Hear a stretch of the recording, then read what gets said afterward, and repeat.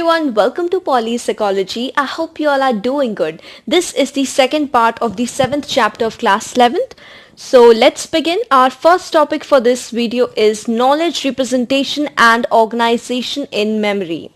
तो जो भी हमने मेमोरी के बारे में प्रीवियस वीडियो में पढ़ा है, वो मेमोरी की जो भी नॉलेज है वो किस तरीके से हमारे मेमोरी में स्टोर होता है, किस तरीके से ऑर्गेनाइज होता है। बेसिकली जो भी स्टिमुलस मटेरियल हम एनकोड कर रहे हैं वो कौन से ढंग से हमारे ब्रेन में जाके, हमारे मेमोरी में जाके ऑर्गेनाइज होता है और वो किस तरीके से रिप्रेजेंट होता है, मतलब किस तरीके से हम उसे रिप्रेजेंट करते हैं। Most important unit of representation of knowledge in the long term memory is a concept. So what is a concept? Concept का मतलब है mental categories for objects and events. तो सबसे इंपॉर्टेंट यूनिट ऑफ रिप्रेजेंटेशन जो है knowledge का हमारे long term memory में, इट इज अ कॉन्सेप्ट। हमारे लॉन्ग टर्म मेमोरी में कुछ बहुत सारे कॉन्सेप्ट्स होते हैं, more than one, which can be called as the mental categories for objects and events. Now when we are talking about people, we know that we are talking about human beings. We know what human beings do, उनके attributes क्या हैं, वो क्या करते हैं दिन भर में, तो हमारे माइंड में एक कैटेगरी सा है। लेकिन जब हम किसी जानवर को सेम चीज करते हुए देखते हैं, किसी एनिमल को सेम चीज करते हुए देखते हैं, supposing an animal is dancing, why people usually get excited after seeing that? Because हमारे मेंटल कैटेगरीज में ये बताता है कि dance is done by human beings basically. तो जब कोई डॉग डांस करता है या कुछ भी, कोई भी एनिमल वो बिहेवियर को शो करता है जो बेसिकली ह्यूमन बींग्स करते हैं, it catches our attention because it is different from our mental category और concept. So once concept is formed, it gets organised into categories. Concept के अंदर में ही कैटेगरीज बहुत सारे होते हैं and concept it also gets organised into schemas. Schemas are the mental frameworks which represent our knowledge and assumption about the world. तो schemas भी बहुत इंपॉर्टेंट है। कॉन्सेप्ट के अंदर आ जाता है कैटेगरी। कैटेगरी में सपोजिंग आप बात करते हैं मैंगोज की, तो मैंगोज की कितनी सारी कैटेगरीज हैं ये हमें पता है, लेकिन टॉपिक तो कैटेगरी तो एक ही है जिसका टॉपिक है मैंगो। तो कॉन्सेप्ट के कैटेगरीज भी हो सकते हैं और कॉन्सेप्ट के स्कीमाज होते हैं, ये बहुत इंपॉर्टेंट है, which is the mental framework that represent our knowledge and assumptions about the world. Allan Collins and Ross Quillian in the year of 1969 उन्होंने एक बहुत ही लैंडमार्क रिसर्च पेपर रिलीज किया था, where both of them they said that knowledge in the long term memory is organized hierarchically and it assumes a network structure. So जो भी knowledge हमारे long term memory में stored होके है, which is the permanent storehouse of our memory, वो सारी knowledge एक hierarchical model follow करती है। उनके बीच में एक हायरार्की मौजूद है और एक नेटवर्क सा बना हुआ है हमारे लॉन्ग टर्म मेमोरी में। Elements of this structure are called nodes. So nodes are the concepts while the connections between the nodes are known as the labeled relationships. और ये labeled relationships क्या है? Concepts के attributes. तो जो भी elements आते हैं इस network structure के अंडर में उसे हम node कहते हैं। Node एक concept है और ये nodes के बीच में ही, ये concepts के बीच में जो connections बनता है उसे labeled relationships कहा गया है। इसी नेटवर्क को समझने के लिए एक्सपेरिमेंटर्स ने एक एक्सपेरिमेंट किया जहां पे कि उन्होंने अपने पार्टिसिपेंट्स को कुछ क्वेश्चंस दिए या उन्हें वर्बली उन्होंने पूछा कि क्या कैनरी एक बर्ड है। So it's like very common, अगर मैं आपसे पूछूं कि क्या पिजन एक बर्ड है तो you will be like very abruptly answering कि या इट इज। अब अगर मैं आपसे पूछती हूँ क्या पिजन एक एनिमल है, आप एक सेकेंड रुकेंगे फिर आप आंसर करेंगे। तो ऐसा क्यों है? हम वो टाइम जो वो रुके रिस्पॉन्ड करने के लिए वो क्यों रुके? क्योंकि हमारे माइंड में एक कॉन्सेप्ट सा बना हुआ है, एक कैटेगरी है हर एक चीज के लिए जिसके की अंडर में हम भरते जाते हैं। जितना भी इंफॉर्मेशन एनकोड होता है उसी तरीके से होता है कि अगर ऐसा हो रहा है तो ये उस कॉन्सेप्ट में जाएगा। So through this it can be said कि जो भी चीज़ें हमारे माइंड में हैं, जिस भी चीज़ को हम अपने लॉन्ग टर्म मेमोरी में स्टोर कर रहे हैं, उससे हम सारे इंफॉर्मेशन को एक ही कैटेगरी के अंडर पुट कर सकते हैं क्योंकि हमने सारे इंफॉर्मेशन को एक ही कैटेगरी के अंदर ही डाला है and we just go with the hierarchy, हम एक हायरार्की बनाए हैं, लेकिन ऐसा भी हो सकता है कि वो सारी चीजें जो भी एलिमेंट्स हैं वो एक ही कैटेगरी के अंदर आते हैं. This ensures higher cognitive economy. तो कॉग्निटिव इकोनॉमी का क्या मतलब है? It is the maximum and efficient use of capacity of the long-term memory with minimum redundancy. Now we should be aware of this fact कि हमारा जो long term memory है वो सिर्फ वर्ड लाइक फॉर्मेट में सारे इंफॉर्मेशन को encode करके स्टोर करके रिट्रीव नहीं करता, दूसरे फॉर्मेट्स में भी करता है. और वो दूसरा फॉर्मेट क्या है? इट इज द इमेज और the perceptual format. Images are the concrete form of representation which directly conveys perceptual attributes of an object. So of course images के तौर पर भी हम एक चीज़ को लॉन्ग टर्म के लिए याद रख सकते हैं, परमानेंटली हम उस इमेज को अपने माइंड में याद रख सकते हैं. Knowledge related to concrete objects get encoded both verbally and visually. So this is known as the dual coding hypothesis which was proposed by Paivio. So Paivio ने इसी चीज को थोड़ा सा और एलैबोरेट करके कहा कि जो भी कॉन्क्रीट ऑब्जेक्ट्स हैं मौजूद हैं हमारे वर्ल्ड में, जिसको कि हम देखते हैं, सुनते हैं, जिससे कि हम एक्सपोज्ड होते हैं, वो सारे knowledge related to concrete objects they get encoded both verbally, मतलब जो भी हम वर्ड्स देख रहे हैं, और साथ में विजुअली भी, उसका विजुअल कंटेंट भी बहुत इंपॉर्टेंट है. So this process is known as the dual coding hypothesis. Now there are also abstract concepts. So abstract concepts basically they get registered to our long term memory through verbal or descriptive code. तो ये जो है abstract concept का perfect image नहीं होता, तो ये हम उसे record नहीं कर सकते, ये descriptive या फिर verbal code में ही record होते हैं हमारे long term memory में. जो भी information को हम encode करते हैं अपने mind में, brain में, memory, long term memory में basically they are stored in the form of images. They lead to the development of mental models. तो जो भी इंफॉर्मेशन को हम इमेज के तौर पर हमारे माइंड में स्टोर कर रहे हैं, वो चीज बनाता है हमारा मेंटल मॉडल्स. और ये मेंटल मॉडल्स है क्या? ये एक टाइप का बिलीफ है which is like this should be done in this manner. और ये मेंटल मॉडल्स को हम बहुत ज़्यादा यूज करते हैं अपने डेली लाइफ में, जैसे कि किसी डायरेक्शन को फॉलो करना, या फिर किसी चीज़ को आप सपोजिंग कोई डिश प्रिपेयर करने जा रहे हैं, कोई खाना प्रिपेयर करने जा रहे हैं, आप वहाँ पे कुकरी बुक को देखते हैं और फिर अपने माइंड में सोचते हैं कि कैसे बनाना है, क्या करना है. तो ये मेंटल मॉडल्स कहलाता है, because these are certain beliefs कि कैसे हम एक चीज़ को करेंगे या कैसा एक चीज़ किया जाता है. Next topic is memory as a constructive process. Initial view of Ebbinghaus and his followers were that memory primarily consists of reproduction of stored materials. तो एबिंगाउस और उनके फॉलोअर्स ने पहली बार जब मेमोरी के बारे में मतलब पॉपुलराइज किया जा रहा था इस कॉन्सेप्ट को, तब उन्होंने बताया कि मेमोरी जो है it is primarily the job of the memory is to reproduce the stored materials. मतलब कैसे आप जो भी आपने देखा, जाना या लर्न किया है उसे आप कितने हद तक याद रख पा रहे हैं और कितने हद तक उसे प्रोड्यूस कर पा रहे हैं जब टाइम आए. तो इससे क्या पता चल रहा है कि उन्होंने मेमोरी को एक बहुत ही passive occurrence of learned material बता दिया, जो कि हमारे लॉन्ग टर्म मेमोरी में सिचुएटेड है. Passive occurrence means we are just producing what we saw और what we perceived. It is just that. No, the word perceive shouldn't be used. We are just producing what we encoded, that's all. लेकिन Bartlett ने इस चीज को थोड़ा सा हट के बताया. बार्टलेट ने बताया कि memory is an active process and it undergoes continuous change and modification. So the meaning we assign to the stimulus material is very important. यहाँ पे perception आता है. जब एबिंगाउस और उनके फॉलोअर्स ने मेमोरी को पैसिव बताया, बार्टलेट यहाँ पर बताया कि मेमोरी एक एक्टिव प्रोसेस है, क्योंकि कंटिन्यूअसली वो चेंज हो रहा है. कंटिन्यूअसली हमारे सिचुएशंस चेंज होते हैं, हमारे परसेप्शंस चेंज होते हैं. इसी के लिए कंटिन्यूअसली हमारा कंटेंट जो है लॉन्ग टर्म मेमोरी में it undergoes through continuous change, modification, manipulations. That's why he called the process of memory as a constructive process, because person का knowledge affect करता है, उसकी motivation कैसी है, वो किस चीज़ को prefer करता है, वो उसी चीज़ को याद करेगा और उसे उसी तरीके से याद करेगा. So ये जो individual differences हैं, इसी के वजह से now memory becomes a constructive process.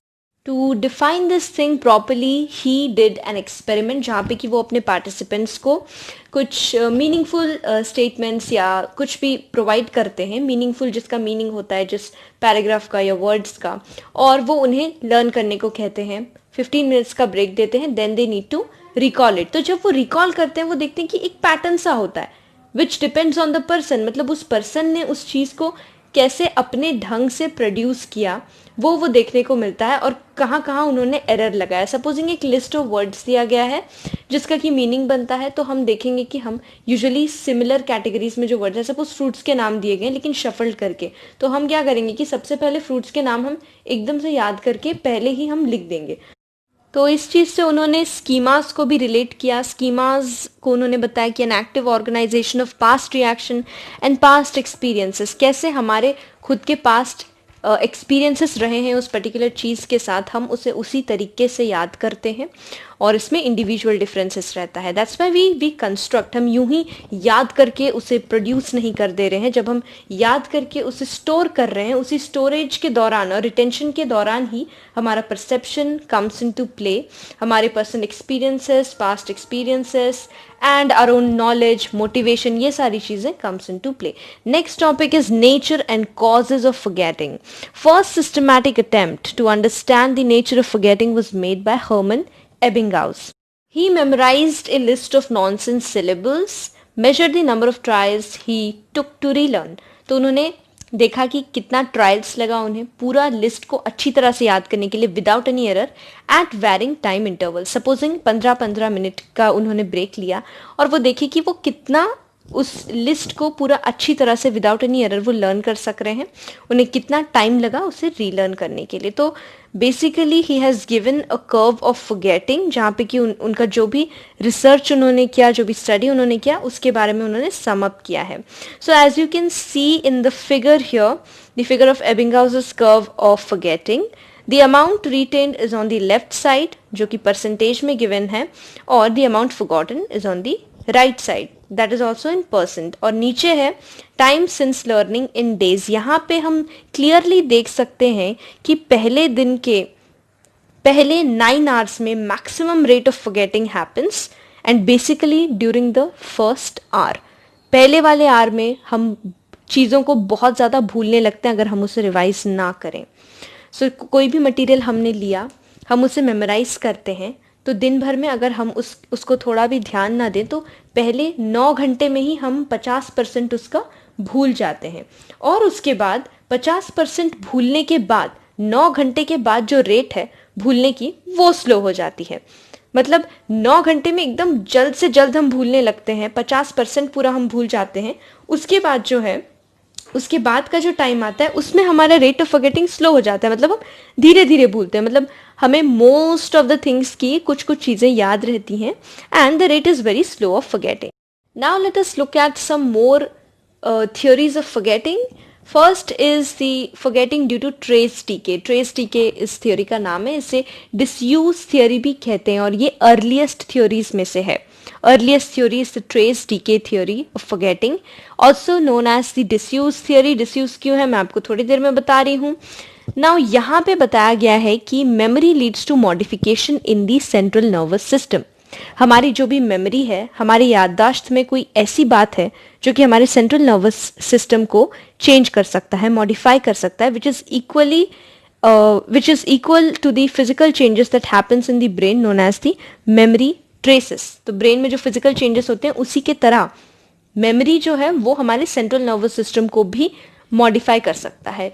Imagine a situation जहाँ पे कि आप किसी ऐसे टाइम के बारे में याद करते हैं जो कि खत्म हो गया है, कुछ साल पहले हुआ हो, लेकिन वो चीज़ आपको अब भी अंदर से हिला कर रख देता है या एक्सट्रीमली सरप्राइज कर देता है। तो उसमें हमें कैसा फीलिंग होता है? एक बहुत ही ओवरवेलमिंग वाली फीलिंग होती है अगर पॉजिटिव है, और अगर नेगेटिव में है तो हम एकदम से डर जाते हैं या उस चीज़ को याद नहीं करना चाहते। तो वो चीज़ कैसे हो रहा है, कैसे हमारे सपोजिंग किसी को एकदम बेहोशी भी होने लगती है कोई बात याद करके, ठीक है, तो उससे हम कहते हैं कि चेंजेस और modification in the central nervous system.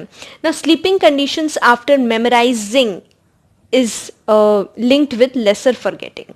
What do I mean with this? पहले वाले थ्योरी में हमने देखा, एबिंगाउस जो दिए थे, nature and cause of forgetting, कि जो चीज़ हमने मटेरियल को लर्न किया उसके लर्न करने के पहले 9 घंटे के अंदर अंदर हम 50% उसका भूल जाते हैं अगर हम उसे रिवाइज ना करें। और यहाँ पर बोला जा रहा है ट्रेस डीके वाले थ्योरी में कि जो भी चीज़ हमने लर्न किया उसे लर्न करके अगर हम सो जाते हैं या एकदम रिलैक्स स्टेट में चले जाते हैं विदाउट इंटरफेरेंस, विदाउट डिस्टर्बेंसेस, यहाँ पर स्लीपिंग की कंडीशन दिया गया है तो ले लेते हैं कि हम सो गए, तो क्या होगा कि नेक्स्ट मॉर्निंग जब हम उठेंगे पढ़ाई करने के बाद, एग्जाम देने के लिए जाएंगे, तो हमारा रिटेंशन जो होगा वो ज़्यादा होगा। और अगर हम उस चीज़ को रिवाइज नहीं किए तो वो धीरे धीरे हमारे माइंड से, मेमोरी से चला जाएगा। That's why disuse theory, the ones which we don't use, वो चीज़ ट्रेस हो जाएगा और वो डीके हो जाएगा, वो थोड़ा थोड़ा होते होते वो एकदम से ख़त्म हो जाएगा। तो इस मेमोरी को, फॉरगेटिंग को रोकने के लिए हमें उसे रिहर्स करना पड़ेगा, रिवाइज करना पड़ेगा और तुरंत से याद करके, इसी के लिए बेटर अगर लर्निंग आपको करनी है, एग्जाम के लिए करनी है, किसी भी चीज़ के लिए करनी है, आप रिलैक्स स्टेट से लर्न करें। उसके बाद कंटिन्यूअसली एक ही चीज़ को ना करें, आप बीच में ब्रेक्स लीजिए, रिलैक्स होइए, उसके बाद वापस से उसे रिटेन करने की कोशिश कीजिए और देखिए आप कितने हद तक भूल रहे हैं या नहीं भूल रहे हैं। Next is forgetting due to interference. Now learning and memorising involve forming of associations. Of course when we are learning, जब हमें किसी चीज़ को लर्न करना होता है तो हम कुछ ना कुछ एसोसिएशंस डाल के, मतलब किसी चीज़ के बीच में सिमिलैरिटीज बना के हम उसे और जल्द से जल्द याद करने की कोशिश करते हैं। Interference happens at the time of retrieval. तो सपोजिंग आपने 2 सिमिलर काइंड ऑफ चीज़ों को याद किया या 2 सिमिलर काइंड ऑफ सब्जेक्ट्स को पढ़ने की कोशिश की, तो क्या होगा कि जब आप उसे टेस्ट दे रहे होंगे या फिर रात में सोने से पहले जब आप वापस से बुक खोलेंगे कि मैंने क्या पढ़ा था, आप देखेंगे कि आपके कॉन्सेप्ट जो है वो कन्फ्यूज्ड से होंगे, because similar kind of material आपने पढ़ा। इसी वजह से तो आपके माइंड में, मेमोरी में बहुत सारे ऐसे थॉट्स होंगे, ऐसे एलिमेंट्स होंगे जो कि सिमिलर काइंड ऑफ है, so they compete with each other, और इसलिए आपका मेन वाला चीज़ जो है वो इंटरप्ट हो जाता है। That's why you should always, जैसे पढ़ाई करने के वक्त भी आप एक सब्जेक्ट के बाद दूसरा सेम सब्जेक्ट पढ़ने के लिए ना बैठें, 2 डिफरेंट टाइप्स ऑफ सब्जेक्ट रखिए। जैसे कि आपने फर्स्ट हिस्ट्री पढ़ा, उसके बाद आप मैथमेटिक्स कर सकते हैं या इकोनॉमिक्स पढ़ सकते हैं, जो थोड़ा सा डिफरेंट हो आप वैसे सब्जेक्ट्स लें। सेम टाइप सब्जेक्ट्स पढ़ने से फॉरगेटिंग ड्यू टू इंटरफेरेंस हो सकता है। टाइप्स ऑफ इंटरफेरेंसेस बताया गया है, 2 टाइप के हैं। First is proactive, forward moving, जिसमें कि जो पहला चीज लर्न किया उसके वजह से दूसरी चीज को लर्न करने में प्रॉब्लम हो रहा है, मतलब दूसरे वाले इंफॉर्मेशन को याद करने में प्रॉब्लम हो रहा है। और रेट्रोएक्टिव का मतलब है backward moving, just the opposite of the first one. New learning के वजह से आप अपने प्रीवियस में जो लर्न करके आपने याद करने की कोशिश की है वो आप भूल जा रहे हैं। Third is forgetting due to retrieval failure. Now when the retrieval cues are absent और इनअप्रोप्रिएट, हम भूल जाते हैं, फॉरगेटिंग होने लगता है। रिट्रीवल क्यूज क्या है? They are the aids which help to recover information stored in the memory. This view was also advanced by Tulving and his associates, कि कैसे कुछ रिट्रीवल क्यूज होता है जिससे कि हम रिलेट करते हैं और उस इंफॉर्मेशन को ज़्यादा से ज़्यादा दिन तक याद करने में वो चीज़ बहुत हेल्पफुल होता है। लाइक कैटेगरी नेम्स और the physical context in which you learn, they provide effective retrieval cues. Supposing एक एग्जाम्पल दे रही हूँ, जैसे कि आपको एक लिस्ट पकड़ाया गया और वहाँ पे बहुत सारे कलर्स के नाम लिखे हुए हैं, pink, red, orange, blue, and then, और ये एक साथ नहीं लिखे हैं, शफल करके लिखे गए हैं। फिर कुछ फ्रूट्स के बारे में, फ्रूट्स के नेम्स हैं, कोई जगहों का नाम है। तो मैं आपको बोलूँगी कि जितने भी 20 वर्ड मैंने तुम्हें दिया था तुम उसे याद करके बोलो बिना देखे। तो फर्स्ट क्या होगा, अगर आप सीरियली जाएंगे तो आपको प्रॉब्लम हो सकता है एक ही बार में लर्न करने के बाद। लेकिन अगर मैं आपसे कहूँ कि tell me the names of the places, जो कि तुम्हें दिया गया था लिस्ट में, कौन कौन से प्लेसेस के नाम थे, तो आप देखें कि आप तुरंत से जल्द से याद करते हैं। तो ये जो प्लेसेस मैंने कहा, या मैं बोलूँगी फ्रूट्स के नाम बताओ जो तुम्हारे लिस्ट में था, ये फ्रूट्स, प्लेसेस जो मैं कैटेगरी बना दे रही हूँ, that is the retrieval cues. और रिट्रीवल क्यूज का यूज करके हम अच्छी तरह से मेमोराइज कर सकते हैं और फॉरगेटिंग हमारा लेस होगा। Now next topic is enhancing memory. How to enhance our memory, कैसे हम ज़्यादा से ज़्यादा देर तक, दिन तक हम उस इंफॉर्मेशन को रिटेन कर सकते हैं, रिप्रोड्यूस कर सकते हैं। पहला is mnemonics using images. Mnemonics using images को यूज करने के लिए you need to create vivid and interacting images of and around the material you wish to remember. तो नेमनिक्स एक ऐसा टेक्निक है जिससे कि हम अपने मेमोरी को एनहांस कर सकते हैं, मैंने कोई भी इंफॉर्मेशन है हम उसे आसानी से याद कर सकते हैं। तो first is using images. Images को यूज़ करने के लिए हमें जो भी टॉपिक हम याद करना चाह रहे हैं उसके इर्द गिर्द घूमने वाले कुछ इमेज बनाने पड़ेंगे अपने दिमाग में, जैसे कि वो इंटरेक्ट करते हों। तो दो prominent mnemonic devices could be, first is the keyword method, second is the method of loci, method of locus जैसे। नाउ कीवर्ड मेथड में हम क्या करते हैं कि सिमिलर साउंडिंग वर्ड्स को आइडेंटिफाई करते हैं and they function as the keyword. Supposing you are trying to learn any foreign language, और मान के चलते हैं कि आपको इंग्लिश आती है, so the word will function as the keyword. Now for example if you want to remember the Spanish word for duck is pato. Book में गिवन है कि Spanish word for duck is pato and you may choose the word pot. Pato की तरह ही pot वाला word sound कर रहा है, तो आप पॉट को यूज कर सकते हैं कीवर्ड जो कि इंग्लिश में है, और आप अपने दिमाग में एक इमेज बना सकते हैं कि पैटो जो था वो पॉट से पानी पी रहा था। Okay, so duck was drinking water. Now pato और पॉट दोनों सिमिलर काइंड ऑफ साउंड कर रहा है, तो ये चीज आपके दिमाग में हमेशा से बैठ जाएगा कि पैटो का मतलब होता है duck. Now next is the method of loci. Items to remember, they are placed as objects arranged in a physical space in the form of visual images. They are very helpful for remembering in serial order. Supposing you want to remember a list कि आपको grocery store से क्या चीज़ें लेकर के आनी है, आपको याद नहीं हो रहा, आप अपने किचन से लेके आपका जो डोर है, मेन डोर, वहाँ तक आप एक रास्ता को तैयार करेंगे, क्योंकि वो चीज़ आप, वो जगह को आप हर दिन विजिट करते हैं, आपके माइंड में वो एच्ड है, उसका डायरेक्शन क्या है, कौन से जगह पर क्या क्या चीज़ें मौजूद हैं।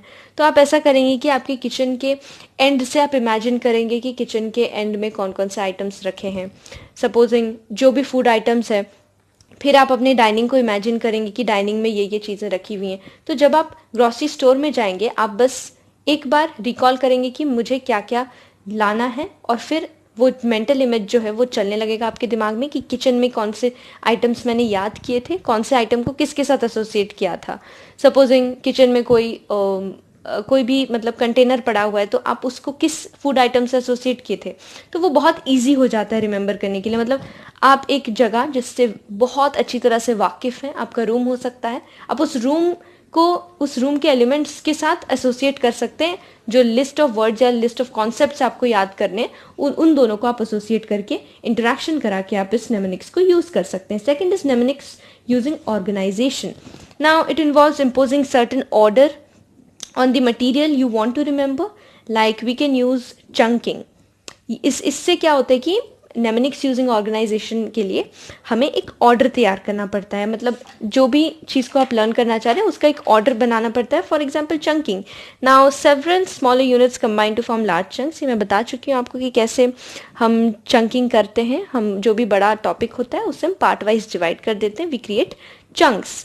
Now organization principles works here because we link the smaller units and it also increases the short term memory's capacity. तो ऑर्गेनाइजेशन की वजह से हम डिफरेंट कॉन्सेप्ट्स को स्मॉलर यूनिट्स में बदल सकते हैं और वैसे करके हम ऑर्गेनाइज करके उसे याद कर सकते हैं. Second technique is the first letter technique organisation के अंडर में. फर्स्ट लेटर टेक्निक का मतलब है कि जो भी बड़ा सा सेंटेंस है या वर्ड है या कुछ केमिकल एलिमेंट्स हैं जैसे केमिस्ट्री में होता है, हम उसे नेमोनिक्स के थ्रू याद कर लेते हैं. पीरियोडिक टेबल कैसे, we use the first word. जैसे कि रेनबो के 7 कलर्स के लिए हमारा नेमोनिक है VIBGYOR. So this is like the first letter technique. Now last topic is applying knowledge about memory processes to the task of memory improvement. कैसे हम अपने नॉलेज को अप्लाई करके हम मेमोरी को इम्प्रूव कर सकते हैं. First is we can engage in deep level processing. जैसा कि क्रेक और लॉकहार्ट ने बताया कि मीनिंग से समझोगे तो डीपर लेवल्स ऑफ प्रोसेसिंग होगा. We can ask many questions about the topic and we can examine the relationships about the facts that we already know. मतलब जो चीज़ हमें ऑलरेडी पता है उससे एसोसिएट करके हम नए वाले टॉपिक के बारे में सोच सकते हैं कि ये कैसा रिलेटेड हो रहा है या इस टॉपिक के बारे में क्या मुझे पता है. आप क्वेश्चंस पूछिए तो आपको जो क्लैरिटी होती है उस टॉपिक में वो ज़्यादा से ज़्यादा बढ़ती है. इसी के लिए कहते हैं कि अपने डाउट्स क्लियर करो, डाउट्स बनाओ. क्यों? क्योंकि जब हम डाउट्स बनाते हैं तो हम उस कॉन्सेप्ट को अच्छी तरह से समझने की कोशिश करते हैं. हम जब क्वेश्चंस पूछते हैं वो चीज़ हमारे माइंड में क्लियर होता है. Next is minimise interferences. Major cause of forgetting happens and because of interferences and maximum when similar materials learned in a sequence. तो similar materials को हमें learn नहीं करना है, sequence में learn नहीं करना है, क्योंकि वो interfere करेगा, क्योंकि similar है तो they will compete with each other, और ये major cause of forgetting भी है. Last is give yourself retrieval cues. We need to maintain the links between the retrieval cues.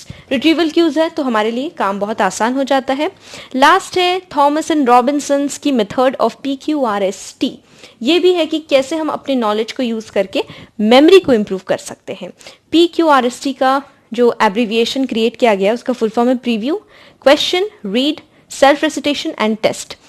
इस मेथड से हम किसी भी टॉपिक को, आप अपनी पढ़ाई के बारे में सोचिए या कोई भी चीज़ को लर्न करने के लिए, ये हमारे मेमोरी में हमेशा से रहने के लिए ये एक बहुत अच्छा टेक्निक है.